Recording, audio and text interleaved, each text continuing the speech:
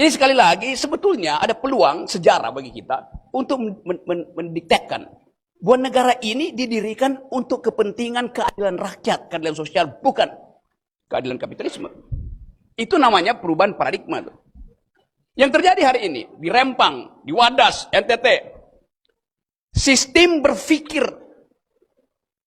market ekonomi melimpah ke dalam wilayah adat dan berubah menjadi market society. Itu yang nggak boleh terjadi.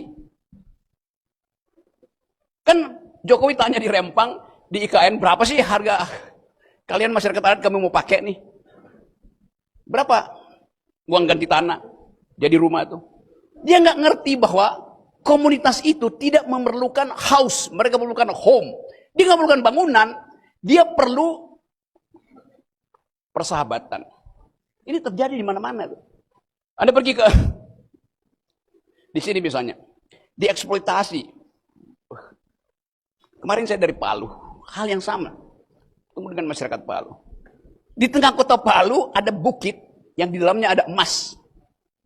Dulu punya Rio Tinto, dijual pada Bakri, terus dieksploitasi 800-8.000 hektar. Emasnya cuma diambil begitu, nggak perlu digali jauh-jauh. Tapi di situ ada kuburan nenek moyang, di situ ada sumber air.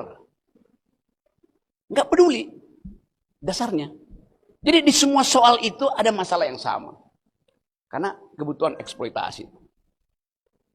Jadi Anda lihat bagaimana market ekonomi disperse, masuk infiltrasi itu, trickle down ke dalam sistem kebahagiaan kita.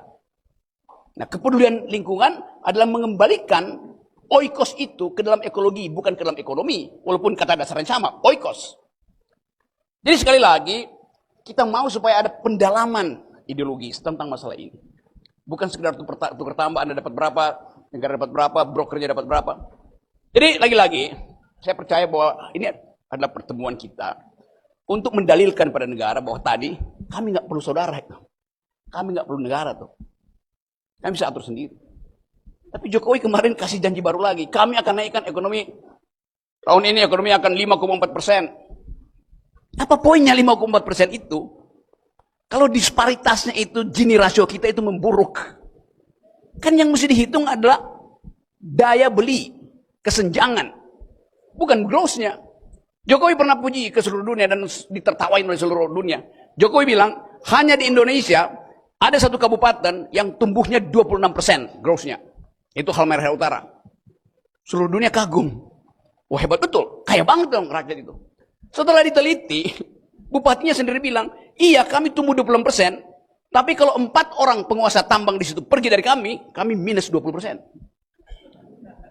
Jadi 26% itu disebabkan oleh 4 orang aja. Grossnya dihitung berdasarkan apa yang dihasilkan oleh 4 orang itu, bukan apa yang dihasilkan ekonomi rakyat. Karena dasar berpikirnya begitu kan. Jadi kita ditipu oleh statistik.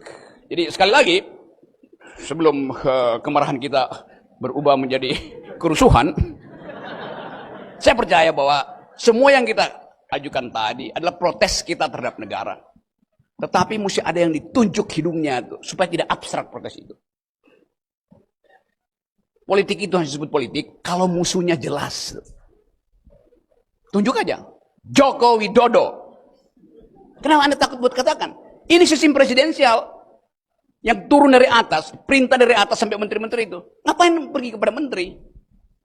Itu dasar berpikir itu yang membuat kita gelisah untuk menunjuk seseorang, tapi takut konsekuensinya.